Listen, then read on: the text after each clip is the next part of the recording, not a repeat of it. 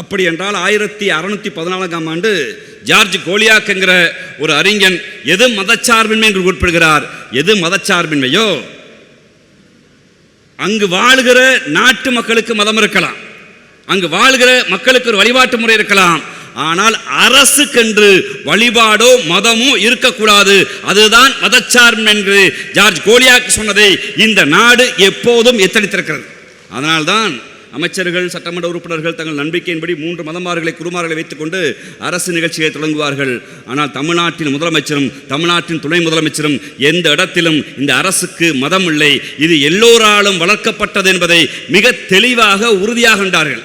காரணம், மதம் என்கிற அரசியல் இந்த நாட்டில் ஆண்டாண்டு காலமாக இரத்தத்தையும் சதையையும், இன்னும் சொல்ல போனால் மனித உடலையும் உயிரையும் எண்ணிடங்காதவளை காவு வாங்கியிருக்கிறது.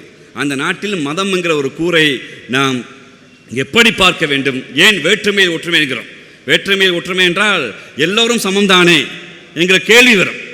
எல்லோரும் சமம்தானே என்கிற கேள்வி வரும். எல்லோரும் சமம் இல்லை, எல்லோரும் சமம் இல்லை. தனித்த மொழி பேசுகிறவர் இருக்கிறார்கள், தனித்த மத பண்பாட்டை கொண்டு இருக்கிறார்கள், தனித்த கலாச்சாரத்தை கொண்டிருக்கிறார்கள், தனித்த வழிபாட்டு முறையை கொண்டிருக்கிறார்கள், தனித்த உணவு முறையை கொண்டிருக்கிறார்கள். அப்படி என்றால் எது சமம்? எது சமம்? அரசு ஒருவருடைய பண்பாட்டில் தலையிடாது, அரசு ஒருவருடைய மதத்தில் தலையிடாது, அரசு ஒருவருடைய உடையில் தலையிடாது, அரசு ஒருவருடைய இருக்கக்கூடிய அவனுடைய சடங்குகளில் தலையிடாது. யாரையும் அவர் போக்குக்கு விட்டு அவர்களை பாதுகாக்கிற பொறுப்பு அரசுக்கு இருக்குமாயின் அதுதான் உண்மையான மதச்சார்பின் அடையாளமாக இருக்க முடியும் என்பதைத்தான் எண்ணிடங்காத ஜனநாயக சக்திகள் இந்த நாட்டில் பேசி எழுதி கொண்டே இருக்கிறோம்.